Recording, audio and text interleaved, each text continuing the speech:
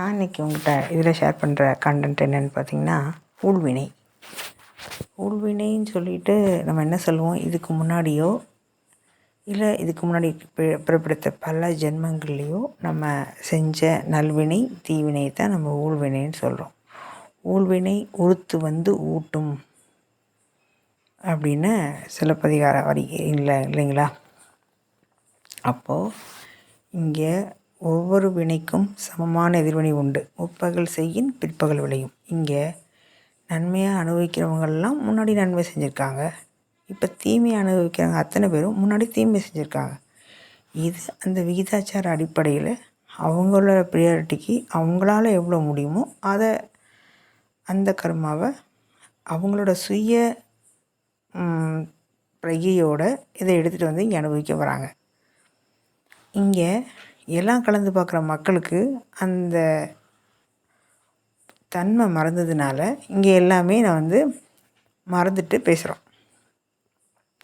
அப்போ பேசிகிட்ருக்க எனக்கு மறக்கலையா, கேட்டுட்ருக்க இல்லை இதை புரிஞ்சிக்காமல் வேற ஒரு தன்மையில் இருக்கவங்களுக்கு மறந்துடுச்சா அப்படின்னா, எனக்குமே மறந்துடுச்சு தான்.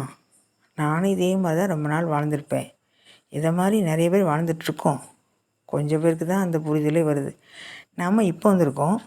இன்னும் கொஞ்சம் நாளில் இந்த புரிதலை இன்னும் கொஞ்சம் பேர் அடைவாங்க. இப்படி அடைஞ்சு வந்துகிட்டே இருப்பாங்க. நம்ம இப்போ நம்ம புரியுதுன்னா நமக்கு முன்னாடி கொஞ்சம் புரிஞ்சு போயிருப்பாங்கள்ல.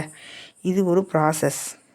இவ்வளோ தான். இதில் உயர்ந்தவங்க தாழ்ந்தவங்க, இங்கே எல்லாம் தெரிஞ்சவங்க பெரியவங்க, தெரியாதவங்களாம் சின்னவங்க அப்படிலாம் கிடையாது. இங்கே எல்லாமே சமம்.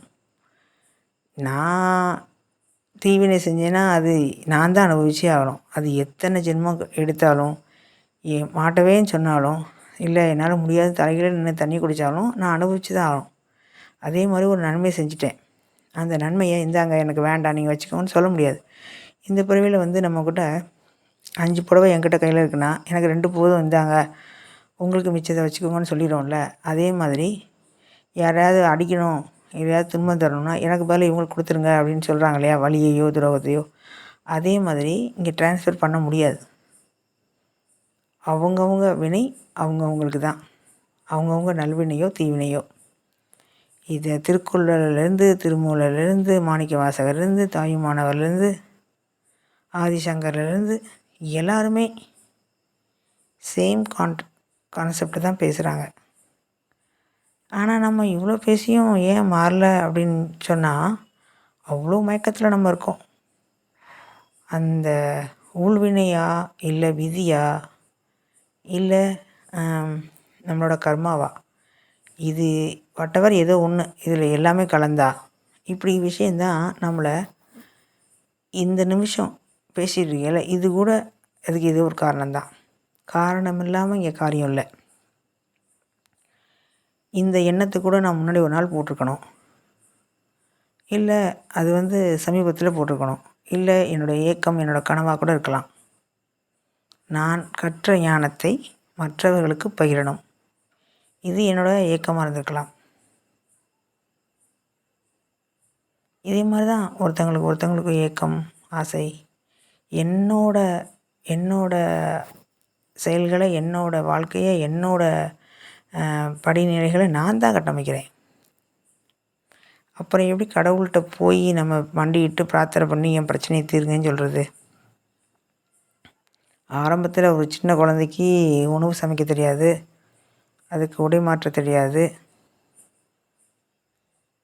அதே மாதிரி பெருசானதுக்கப்புறமும் அது உடை மாற்ற தெரியாமல் இருக்கா, உணவு சமைக்க தெரியாமல் இருக்கா? அது மாதிரி தான் நம்மளும் வளர்ந்துட்டோம், படிநிலை கடந்து வந்துட்டோம். இப்போயும் திரும்ப அதே மாதிரி தான் இருப்பேன் அப்படின்னு சொன்னால் இருந்து போக வேண்டியதான்.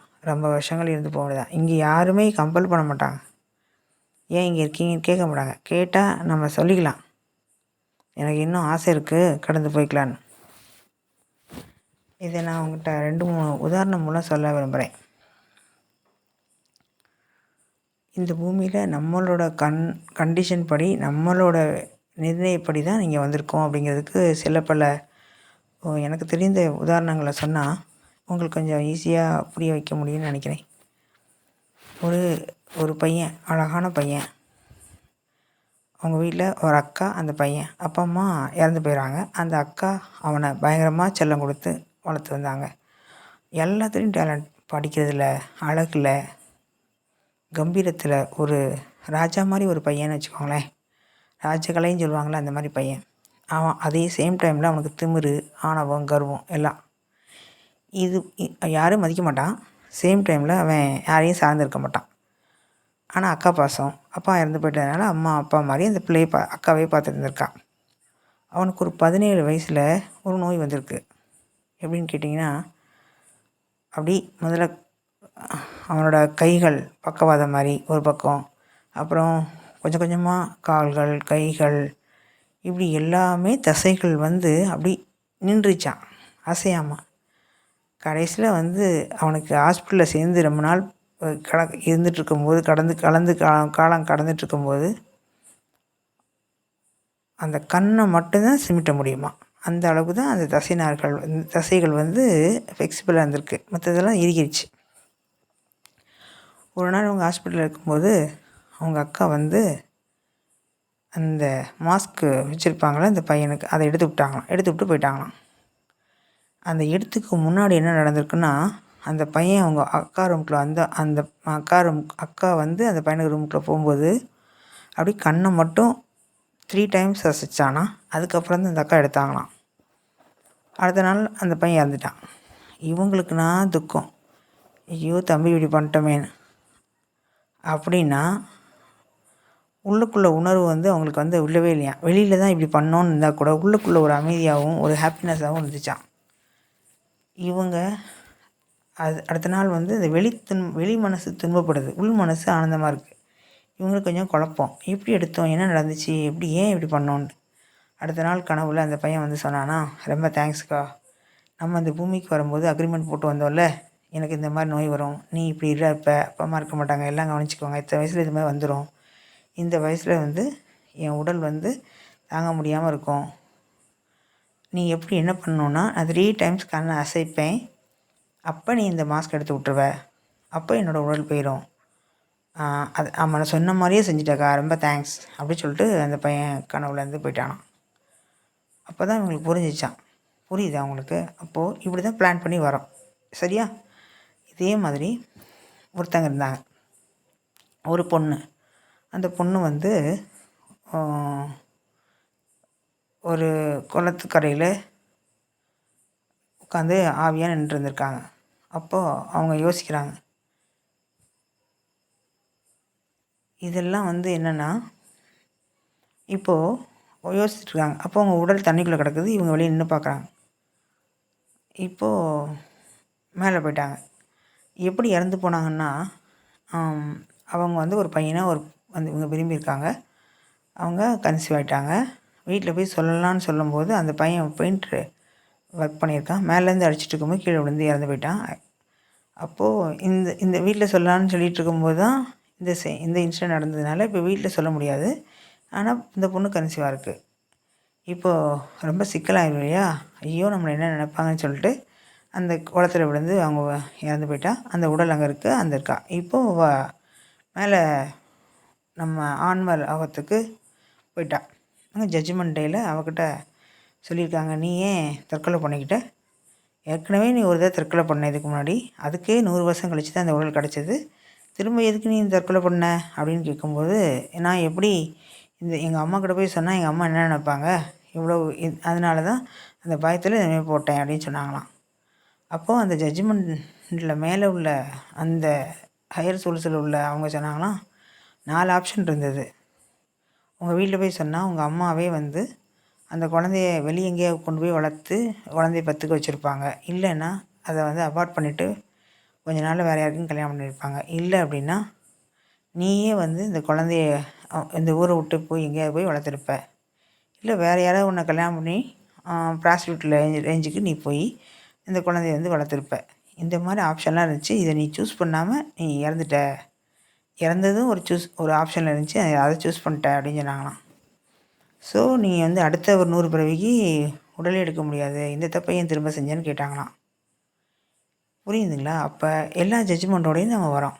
அடுத்து இன்னொருத்தவங்க மாமியார் வந்து கோயிலில் வந்து ஒரு முனிவர்கிட்ட தினம் அழுவாங்களாம். ஏன் இப்படி ஆச்சு, ஏன் இப்படி ஆச்சு, ஏன் எனக்கே இவ்வளோ துன்பம், நான் யாருக்கும் துன்பப்படுத்துறதுன்னு இல்லை, ஒரு ஈ எறும்பு கூட துன்பப்படுத்துறது இல்லை, எனக்கு ஏன் இவ்வளோ துன்பம்னாங்களாம். அவங்களுக்கு என்ன துன்பம்னா, ஒரு ஹஸ்பண்ட் அண்ட் ஒய்ஃபு, கணவர் வந்து அவ்வளோ அன்பாக அவ்வளோ கேரிங்காக அவ்வளோ பார்த்துக்குவார். அவங்களுக்கு ஒரு பையன், ராஜா மாதிரி பையன், கேரக்டர்லேயும் சரி, உருவத்துலேயும் சரி, தொழிலையும் சரி, அவ்வளோ சொத்து பத்துகள், நல்ல குணநலங்கள், பண்புகள்லாம் இருக்குது. அவங்களுக்கு என்னாச்சுன்னா, ஒரு நாள் வேறு ஒரு பொண்ணை பார்த்து கல்யாணம் வைக்கிறாங்க. அந்த பொண்ணு அந்த மாமனார் கூட லிங்க்கில் வச்சுட்டு அந்த பையனை அந்த அந்த விஷயம் அவங்க பையனுக்கு தெரிஞ்சோடனே இந்த பையன் சூசைட் பண்ணி செத்து போயிட்டான். இப்போ இந்த மாமியார் இருக்காங்களே, இவங்க தான் இந்த கோயில் கூட அலைஞ்சிட்ருக்காங்க. அவங்க ஆல்ரெடி ஏற்கனவே பக்தி உள்ளவங்க. இந்த முனிவர்கிட்ட திரும்ப ஏன் எனக்கு இந்த துன்பம் வந்துச்சுன்னு கேட்டாங்க. அவர் ரொம்ப நாள் சொல்லவே இல்லையாம். அவங்க கதறி கதறி கெஞ்சி குத்து இப்போ சொல்லி அவங்க என்னால் மூச்சு முட்டுது, என்னால் வாழவே முடியலன்னு கேட்டாங்களாம். அப்போ தான் நீ வந்து போன ஜென்மத்தில் அந்த அவரோட அந்த அந்த மருமகளை வந்தால அவரோட கணவனை நீ வந்து இந்த மாதிரி எடுத்துக்கிட்டு அவளை நெருப்பு வச்சு கொன்னுட்ட அந்த அந்த பொண்ணை. அதுதான் இந்த பொண்ணு இப்போ இந்த பிறவியில் பிறந்து வந்து உன் பையனை பிரித்து அதை நெருப்பு வச்சு அந்த பையனை சாக வச்சுட்டு உன் ஹஸ்பண்டை உன்கிட்ட வந்து பிரித்து எடுத்துட்டாங்க அப்படின்னு சொன்னாங்களாம். ஸோ இங்கே செஞ்ச வினை தான் அந்த வாசனை மூலமாக திரும்ப திரும்ப செய்கிறாங்க. ஒன்று சூசைட் பண்ணவங்க திரும்ப பண்ணாங்க பார்த்தீங்களா, இங்கே நெருப்பு வச்சு கொடுத்துட்டவங்க அந்த பையன் செத்துட்டான் பார்த்தீங்களா. இந்த மாதிரி வந்து அதனால தான் வாசனைகள் இருக்குன்னு சொல்கிறாங்க. தொடர்ந்து அதையும் நம்ம கட் பண்ணணும். இது மாதிரி தான் நம்ம பிளான் பண்ணி இங்கே வரோம். இதில் வந்து இங்கே நன்மையோ தீமையோ யாருமே செய்யலை, நமக்கு நம்மளே செஞ்சுக்கிறோம், வேறு யாருமே செய்யலை. இங்கே நன்மை நடந்தாலும் அதுக்கு நீ தான் பொறுப்பு, தீமை நடந்தாலும் நீ தான் பொறுப்பு. இந்த உடல் நான் அல்ல, இந்த மனம் நான் அல்ல அப்படின்னு சொல்லிக்கலாம். உடல் நான் அல்லனா வயிறு வலி வந்துச்சுன்னா நான் அல்ல அப்படின்னு சொன்னால் வயிறு வலி வராமல் போயிருதா? அது கடந்து போகிற நிலையுள்ளவங்க சொன்னது. பேசிக்காக நம்ம அதை அனுபவித்து கடந்து தான் போகணும். இந்த மனம் நான் அல்ல அப்படின்னா கண்ட மாதிரி யோசிக்குது, வேறு யாரையும் யோசிக்கிறா, நம்மளை விட்டுட்டு பேசாமல் இருக்கோமா? நம்ம தானே அதில் இதாகிறோம். அப்போ நம்ம தான் இதிலேருந்து கடந்து போகணும். அதாவது ஒருத்தங்க பேசுனாங்கன்னா இப்போது வந்து ஒரு காணொலியோ ஒரு யூடியூப்போ ஒரு புக்கோ ஒரு சொற்பொழிவோ என்ன பேசுகிறாங்கன்னா அவங்க பேசுகிறவங்க ஒரு மகான்களையோ சித்தர்களையோ ஞானிகளையோ அந்த நிபுணர்களையோ ஆச்சாரியர்களையோ வச்சு பேசுகிறாங்கன்னா அவங்க எந்த நிலையிலேருந்து பேசுகிறாங்கன்னு பார்த்து தான் நம்ம எடுத்துக்க முடியும். ஒருத்தர் பிஹெச்டி படிச்சுட்டு இருப்பார், அவங்க அந்த நிலையை எழுதியிருப்பார், அந்த நிலையை வெளிப்படுத்தியிருப்பார். அதை பேசும்போது பிஹெச்டி தேவைப்படுறவங்க தான் எடுத்துக்கணும். காரைக்காலமையார் இருக்கான்னா காரைக்காலமையார் ஞானம் எதுக்கு தேவைப்போ அவங்க தான் எடுத்துக்கணும். அது 5th ஸ்டாண்டர்ட் படிக்கிற சோல் வந்து அதை எடுத்துக்கூடாது. 5th ஸ்டாண்டர்ட் படிக்கிற சோல் வந்து 75 வயசில் இருக்கும். அப்போ வயசான காரைக்காலமையார் எடுத்துக்கலாம் அப்படின்னு எடுத்துக்கூடாது. திருமூலர் தான் எல்லாம் சொல்லிட்டாரு அப்படின்னு சொல்லிட்டு 5th ஸ்டாண்டர்டோ இல்லை 1st ஸ்டாண்டர்ட் படிச்சுட்டு இருக்க ஒரு ஆன்மா வந்து 90 வயசு இருக்கும், திருமூலர் தான் படிக்கணும் வயசானான்னு சொல்லிட்டு அதை எடுத்துக்க முடியாது. உங்களுக்கு புரியாது. எடுத்துகிட்டு புரியலன்னு சொல்லி வருத்தப்பட்டுருக்கூடாது, நேரத்தை வேஸ்ட் பண்ணக்கூடாது. இதுக்கு தான் தன்னை உணிதல் ரொம்ப ரொம்ப முக்கியம்னு சொல்கிறது. நீங்கள் தன்னை உணர்ந்தால் தான் தனக்கோர் கேடில்லை. தன்னை உணர்ந்த பின் தானே அர்ச்சித்து அவங்க வாழ்ந்தாங்களேன்னா அவங்கள போற்றி வாழ்ந்தாங்களாம். உள்ளுக்குள்ளே இருக்கவனை போற்றி இவங்க வாழ்ந்தாங்களாம். புரியுதா உங்களுக்கு? அதனால் இங்கே தன்னை அறிய தனக்கொரு கேடு இல்லை.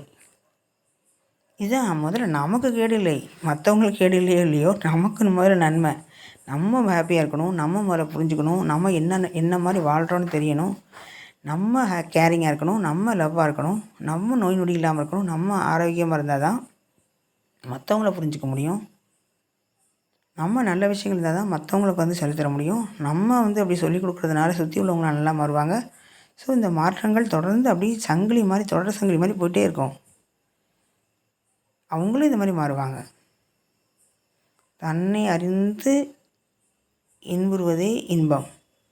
தாய்மானவர் சுவாமிகள் சொல்லியிருக்காங்க. தன்னை அறிந்து